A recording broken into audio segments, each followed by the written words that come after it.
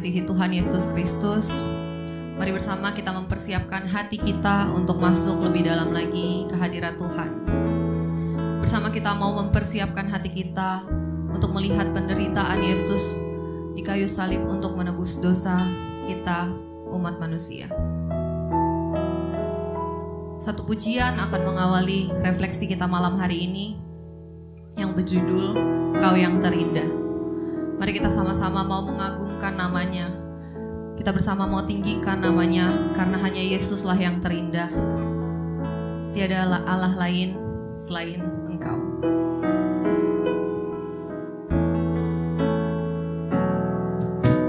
Kau yang terindah di dalam hidup ini, tiada Allah Tuhan yang seperti Engkau, besar perkasa penuh kemuliaan. Kau yang termanis di dalam hidup ini, ku cinta Kau lebih dari segalanya, besar kasih setiamu kepadaku. Ku sembah Kau ya Allahku, ku tinggikan namamu selalu, tiada lutut tak bertelur, menyembah Yesus Tuhan Rajaku. Mari jemaat bersama kita mau katakan, Kau yang terindah Tuhan.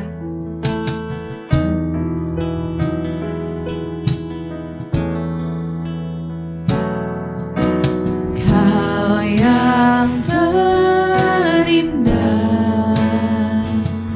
di dalam hidup ini, tiada Allah Tuhan yang seperti Engkau, besar perkasa penuh kemuliaan.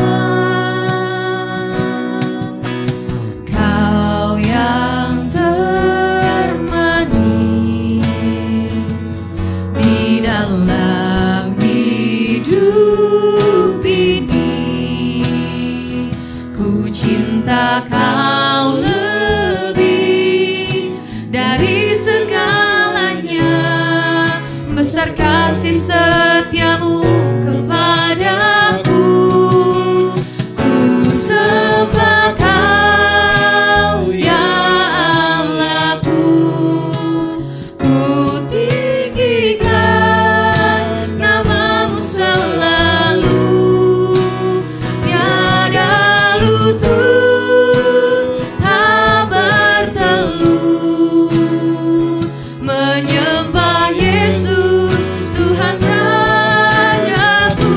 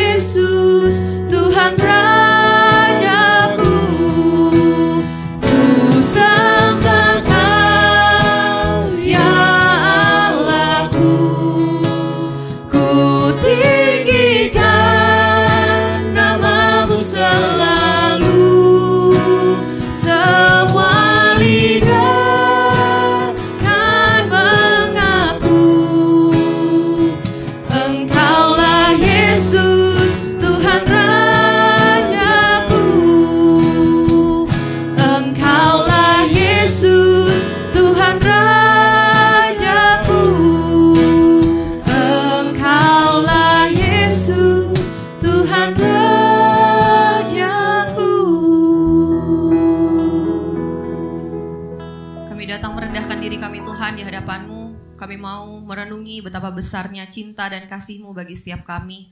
Kiranya Roh Kudus-Mu Tuhan yang boleh menuntun hati setiap kami untuk dapat mengikuti perenungan malam hari ini. Pimpinlah kami Tuhan agar kami boleh dengan sungguh-sungguh melihat betapa mulia kasih-Mu bagi setiap kami manusia berdosa. Demi Kristus Yesus, amin.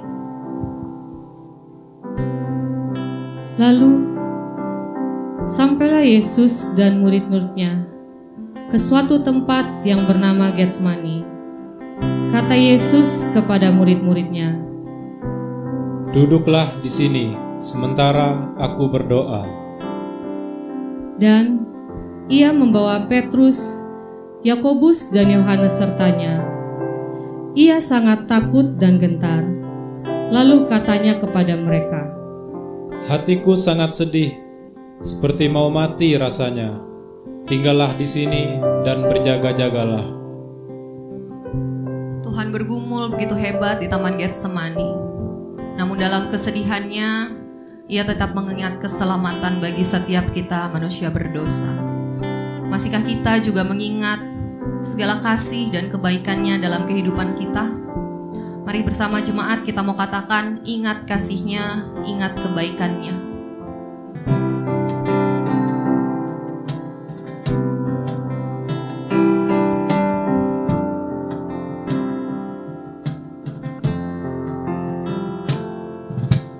Ingat kasih-Nya, ingat kebaikan-Nya,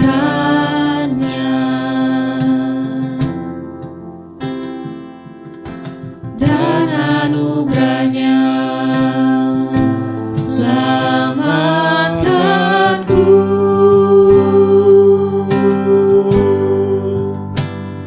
Sebab kasih-Nya setinggi langit,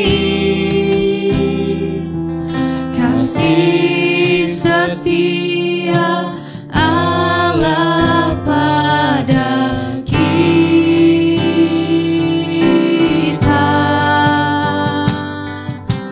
Besar kasih Allah pada kita. Mari jemaat kita mau sama-sama katakan, ingat kasih-Nya, ingat kebaikan-Nya.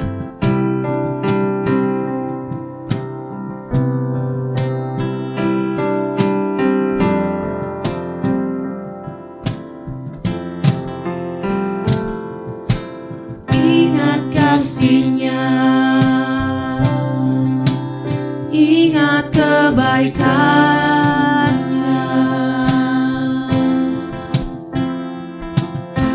dan anugerah-Nya selamatkanku.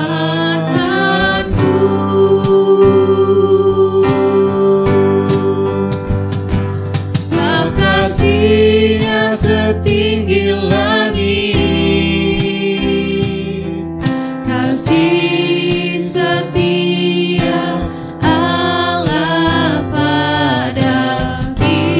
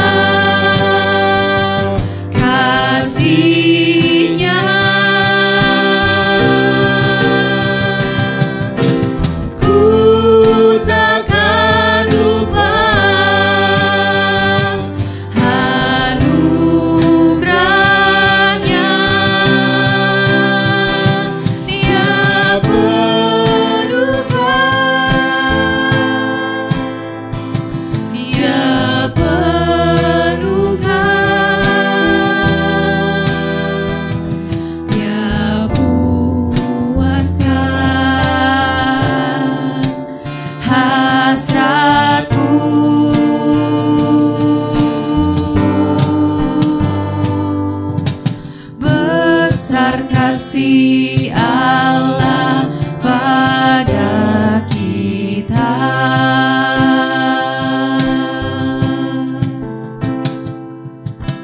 Besar kasih Allah pada kita.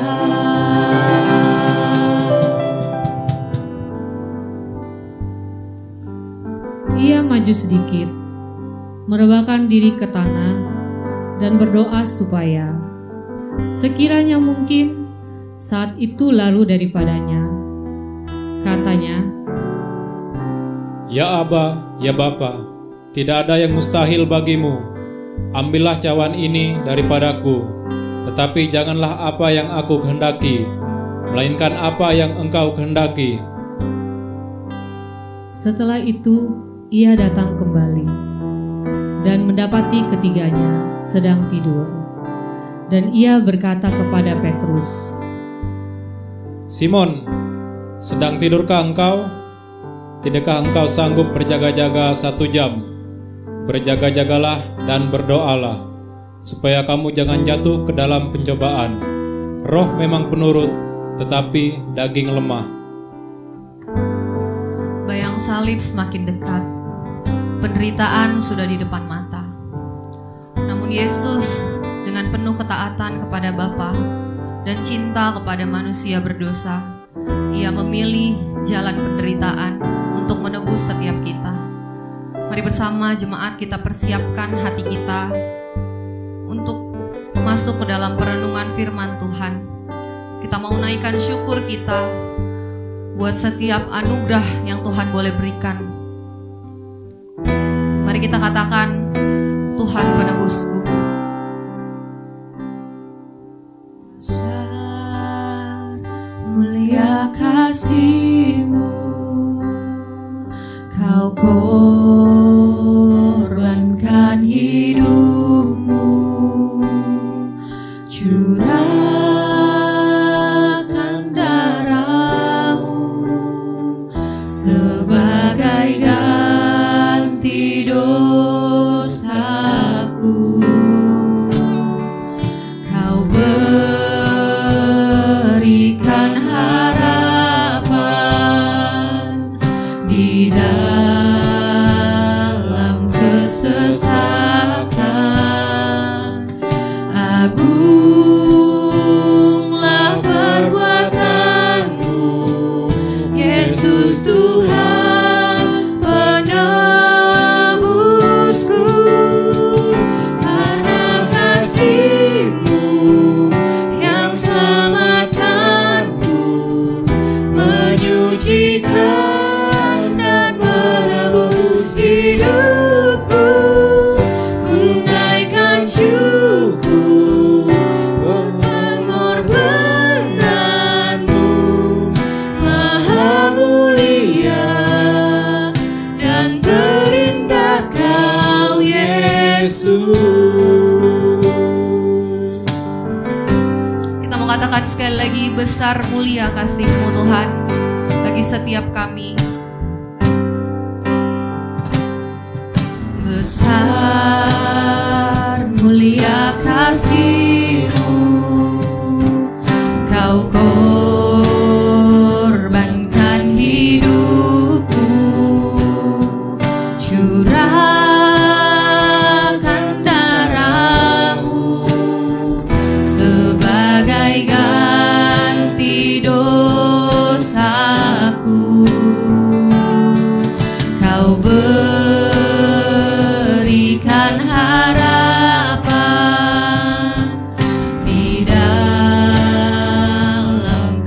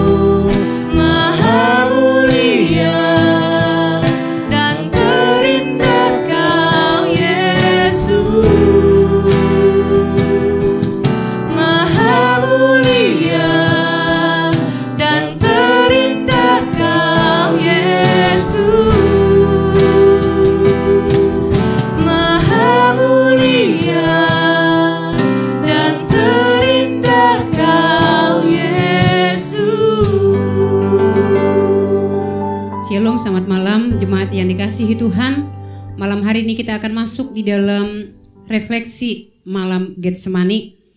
Sebelum kita merenungkan firman Tuhan, mari kita satukan hati kita berdoa. Ya Tuhan, sapalah kami melalui kebenaran firman Tuhan pada malam hari ini, sehingga refleksi malam ini boleh membawa hati kami memandang kepada pengorbanan Kristus di kayu salib. Hidup kami ini boleh terus diubahkan oleh Tuhan melalui kebenaran firman Tuhan yang kami dengarkan. Terpujilah Engkau Bapa, kami siap untuk boleh mendengarkan firman Tuhan. Di dalam nama Tuhan Yesus kami telah berdoa. Amin. Perenungan malam hari ini saya membaca kembali dari Markus 14 ayatnya yang ke-36. Firman Tuhan, "Ya Aba, ya Bapa, tidak ada yang mustahil bagimu. Ambillah cawan ini daripadaku, tetapi janganlah apa yang aku kehendaki, melainkan apa yang Engkau kehendaki." Saudara, kita tahu bahwa dari sekian banyak momen yang dialami Tuhan Yesus, salah satu yang paling krusial adalah pergumulan di Getsemani. Karena di momen itu Bapak Ibu kita melihat betapa Yesus sangat bergumul dengan apa yang dia hadapi. Ini bukan hanya kelihatan saja, tetapi dia sendiri mengatakan kepada para murid-muridnya betapa beratnya pencobaan yang dia alami.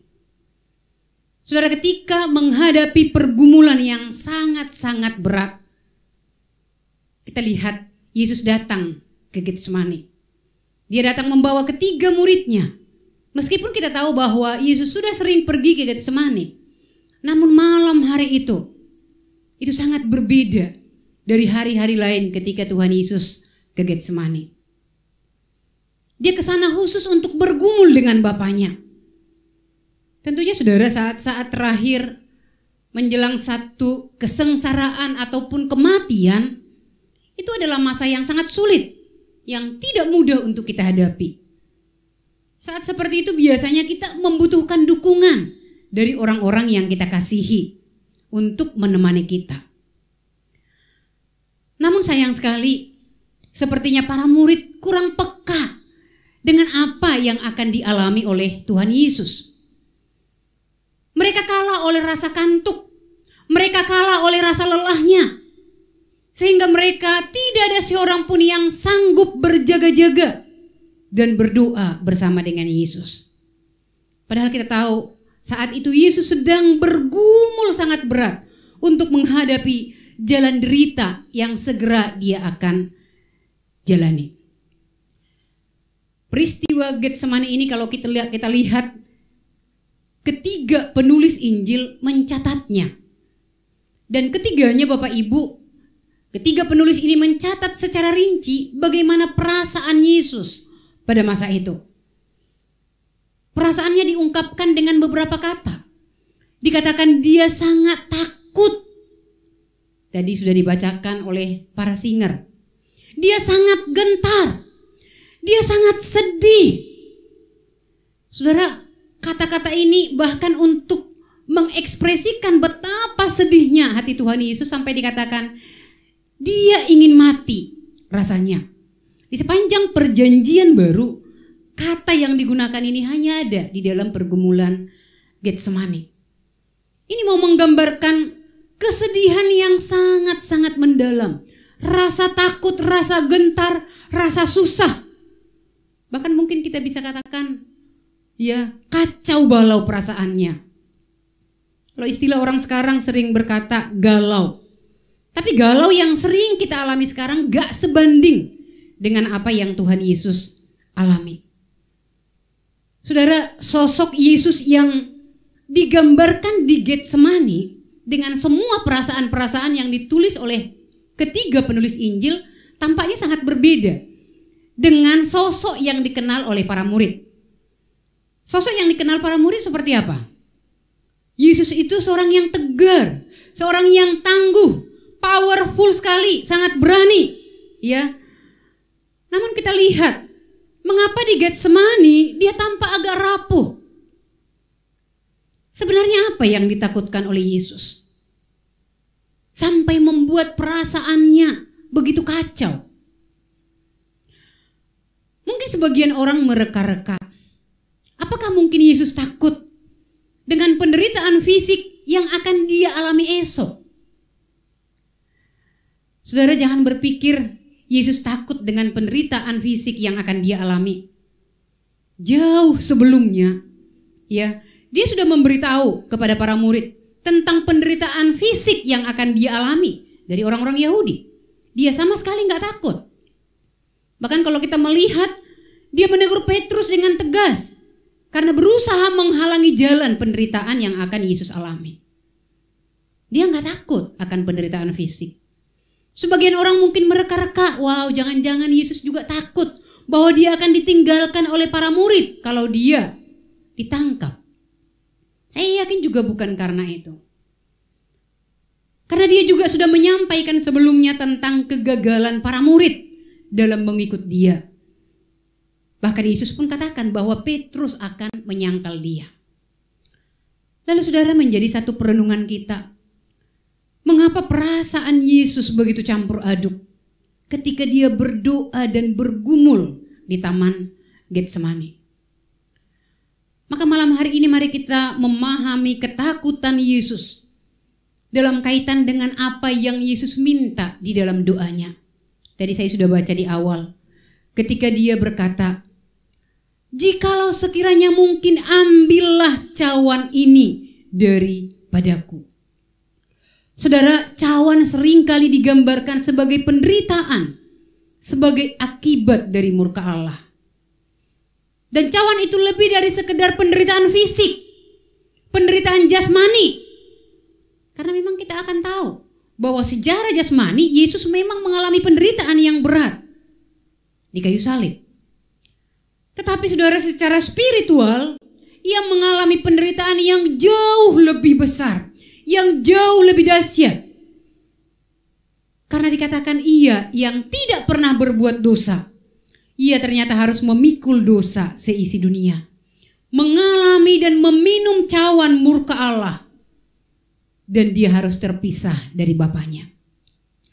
Maka pergumulan yang dialami oleh Kristus, kita perhatikan dalam perjalanan hidupnya menuju ke Kalvari, ini sangatlah berat.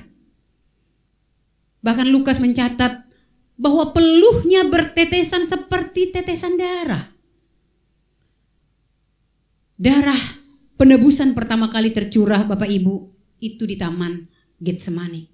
Ketika Yesus berlutut, berdoa, dan bergumul di sana.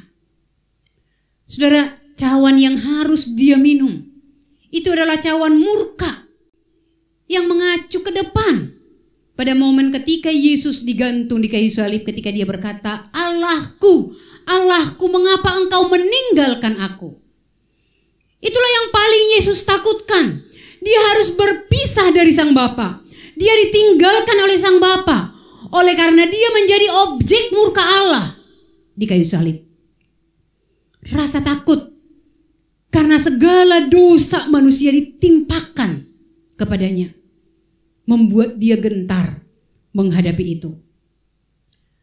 Bapak Ibu yang dikasihi oleh Tuhan Yesus Kristus, di kayu salib tidak ada lagi ungkapan anak yang kukasihi.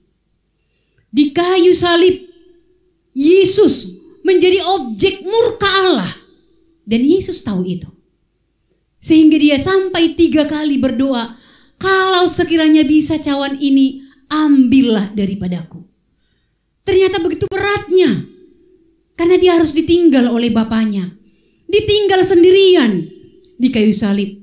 Itulah momen yang akan kita peringati pada esok hari, kematian Kristus di kayu salib. Dia benar-benar ditinggalkan sendirian oleh Bapa. Dan kita tahu saudara, ketika Yesus ditinggalkan Bapa di atas kayu salib, saat itulah dia menanggung hukuman neraka bagi saya dan engkau. Inilah yang membuat Yesus takut. Inilah yang membuat Yesus gentar. Ketakutan ditinggal sendirian oleh Bapaknya. Maka saudara, tidak ada rasa takut, tidak ada rasa gentar, tidak ada rasa sedih yang bisa melebihi apapun dari yang Yesus alami dan rasakan ketika dia harus ditinggalkan oleh Bapaknya sendirian di atas kayu salib hanya demi engkau dan saya. Itulah yang membuat dia bergumul begitu berat di Getsemani. Dan kita tahu bahwa dia menang. Yesus menang. Di dalam doa-doa yang dia naikkan, dia enggak ngotot agar keinginannya dikabulkan. Yesus tidak egois. Yesus tidak ingin agar apa yang dia mau dikabulkan oleh Bapa. Bukan kepentingannya sendiri yang dia perjuangkan, tetapi kehendak Bapa lah dan kepentingan umat manusia lah yang Tuhan Yesus perjuangkan. Maka coba renungkan saudara-saudara, kalau kita mengenang akan pengorbanan Kristus mulai dari Taman Getsemani, di manakah Yesus mencucurkan darah yang paling dahsyat. Orang berpikir mungkin ketika sepanjang malam dia dioper dari pengadilan yang satu ke pengadilan yang lain. Bukan di hadapan Pilatus, bukan di hadapan para imam, bukan. Bukan juga pada saat dia berjalan sampai ke Golgota. Tetapi saudara, di Taman Getsemani, ketika dia bergumul di Taman Getsemani di dalam doanya sampai dikatakan peluhnya menetes seperti tetesan darah.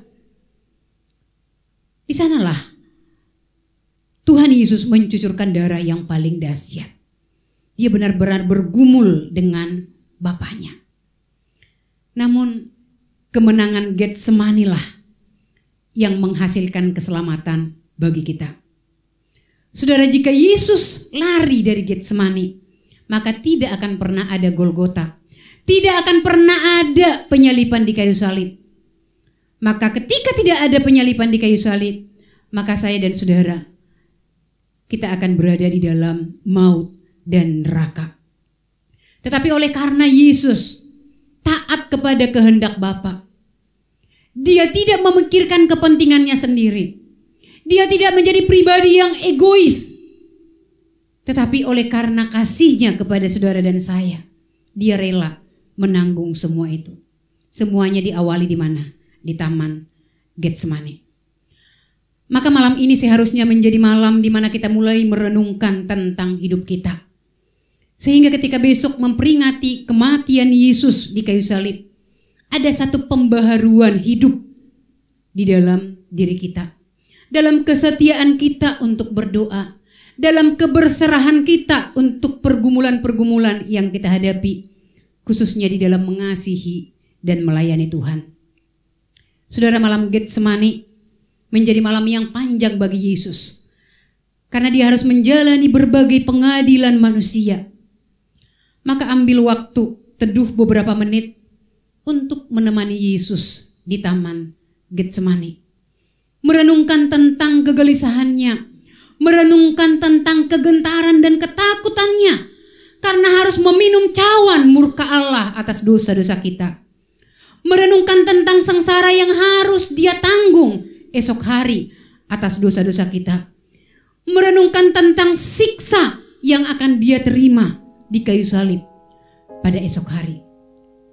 Jadikan malam hari ini menjadi satu ingatan tentang bagaimana Kristus memulai karya penyelamatan itu di Taman Getsemani.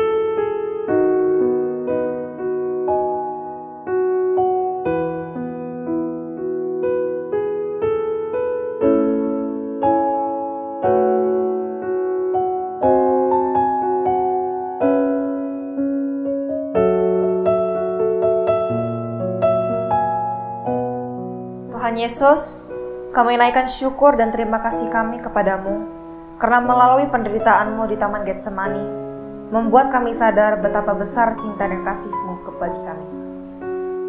Ya Bapa, kembali kami diingatkan bahwa jika melalui ketaatan-Mu di Taman Getsemani lah yang menyediakan keselamatan bagi kami manusia berdosa.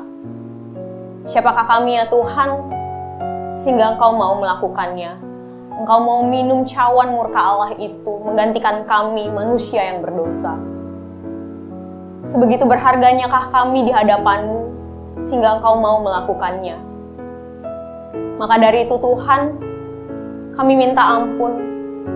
Maafkan kami, orang-orang yang kurang menghargai pengorbanan-Mu, dengan tidak hidup sesuai dengan kehendak-Mu. Kami juga disadarkan betapa kami seringkali menjadi orang-orang yang egois, yang memaksakan kehendak kami kepadamu. Bahkan tanpa sadar, kami sering menjadi kecewa dan marah kepada Tuhan ketika keinginan dan doa kami tidak dijawab. Kami menjauh dan tidak peduli dengan kehadiran-Mu. Malam ini kami menyadari betapa tidak egoisnya Engkau, Tuhan, ketika berdoa di Taman Getsemani. Engkau hanya memperjuangkan kepentingan kami manusia berdosa ini. Tolonglah kami agar kami menjadi orang-orang yang tidak egois dalam hidup kami.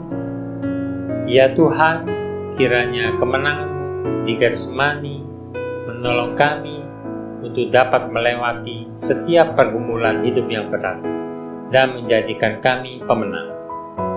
Refleksi malam Getsemani ini juga kiranya menghantar kami untuk besok bersiap diri masuk ke dalam peringatan akan kesengsaraan Kristus, sekaligus memberikan kami kerinduan untuk memberikan diri dan kehidupan kami seutuhnya sebagai persembahan yang hidup dan berkenan kepadamu. Pakailah hidup kami untuk berguna bagi Tuhan dan sesama kami. Banyak hal terjadi di kehidupan kita. Banyak hal juga yang mungkin terjadi tidak sesuai rencana dan harapan kita. Namun kita mau belajar satu teladan dari Kristus. Kita mau belajar bagaimana kesetiaannya memikul dosa-dosa kita hingga harus disalibkan. Kita mau belajar bagaimana kita mau taat dan setia dalam setiap kehidupan kita. Mari kita mau katakan, Kau Allahku yang setia.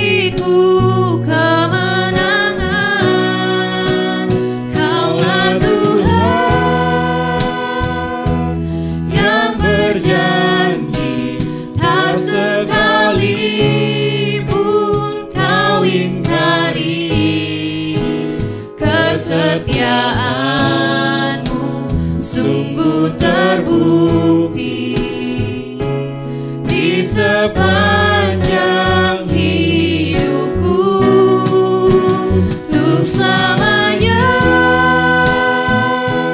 Bukan setia melayani, mengasihi-Mu, tiada Tuhan seperti-Mu, Yesus. Kau Allahku yang setia.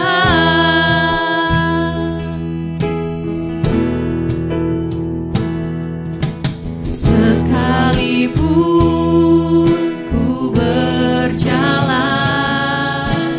dalam lembah gelap,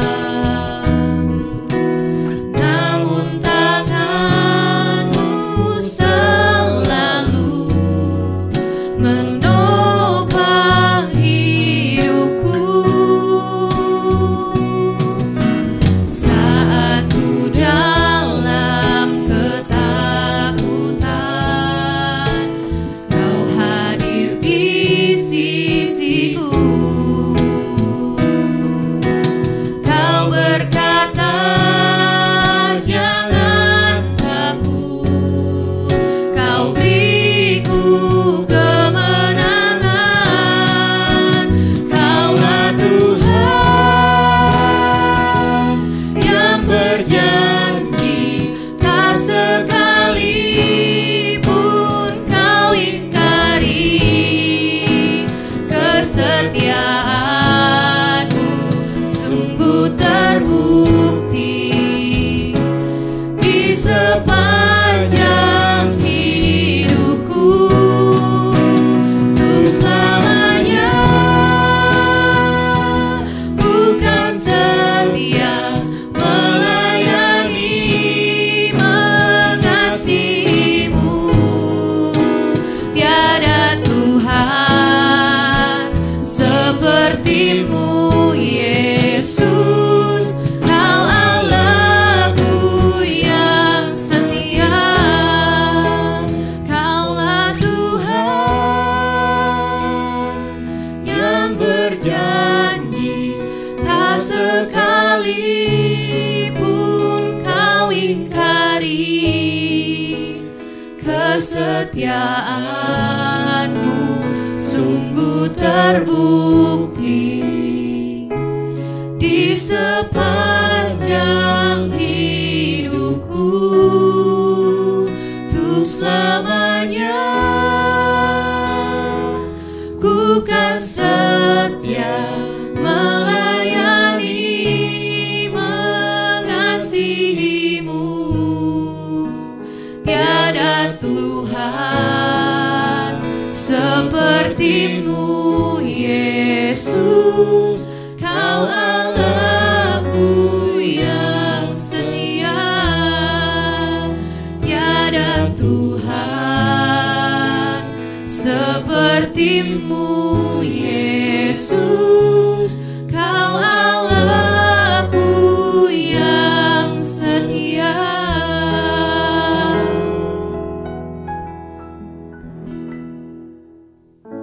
Mari jemaat, kita mau mengakhiri perenungan malam Getsemani kita malam hari ini. Kita mau melanjutkan kehidupan kita dengan mengingat betapa besar kasih dan cinta Tuhan bagi setiap kita. Kita mau katakan, tiada ternilai salib-Mu Tuhan.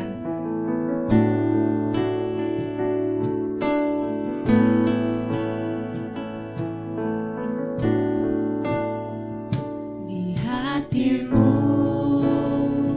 terukir namaku, di matamu terlukis wajahku, bukan karena kuat gagahku, namun hanya karena kemurahan-Mu. Meski terkadang aku terjatuh, tak pernah lelah Kau hampiriku, memelukku dengan cinta-Mu. Betapa besar mulia kasih-Mu.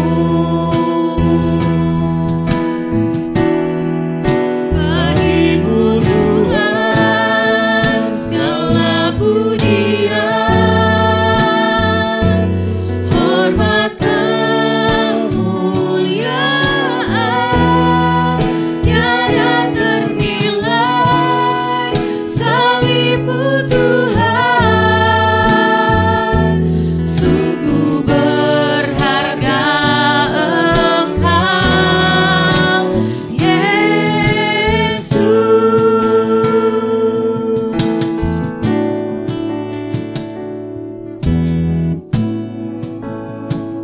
Terukir namaku di matamu, terlukis wajahku, bukan karena kuat gagahku, namun hanya karena kemurahan-Mu. Meski terkadang aku terjatuh, tak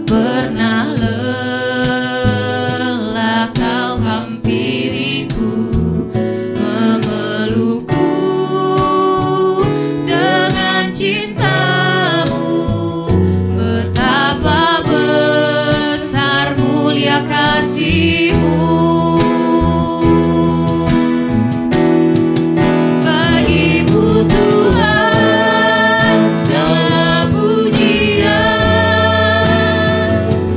hormat kemuliaan tiada ternilai. Salib-Mu Tuhan, sungguh berharga Engkau. Bagi-Mu Tuhan segala pujian, hormat kemuliaan tiada ternilai. Salib-Mu Tuhan, sungguh berharga Engkau. Yesus, sungguh berharga Engkau. Yesus.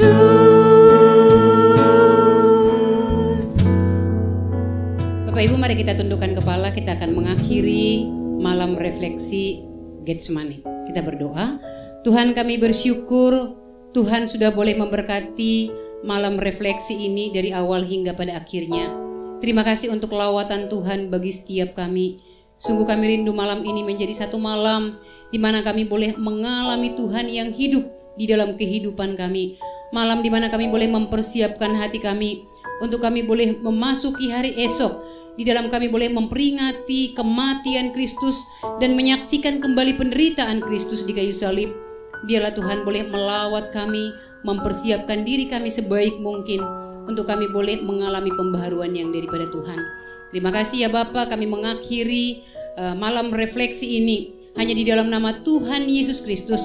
Biarlah kiranya damai sejahtera yang daripada Allah Bapa, berkat daripada Allah Tritunggal yang akan menyertai kehidupan kami dari saat ini sampai Maranatha Kristus datang kembali.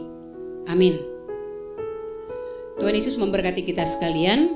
Bapak Ibu, mohon sejenak waktunya untuk pengumuman, mengingatkan kembali pada esok hari gereja akan mengadakan ibadah secara hybrid, baik secara onsite di gedung gereja maupun secara online. Silahkan mengikuti untuk memperingati hari kematian Kristus. Tapi kami sangat berharap Bapak Ibu juga boleh hadir secara onsite untuk kita boleh mengikuti juga perjamuan kudus sambil mengenang akan kematian Kristus di kayu salib. Demikian info warta sejenak, kiranya Tuhan Yesus memberkati kita sekalian.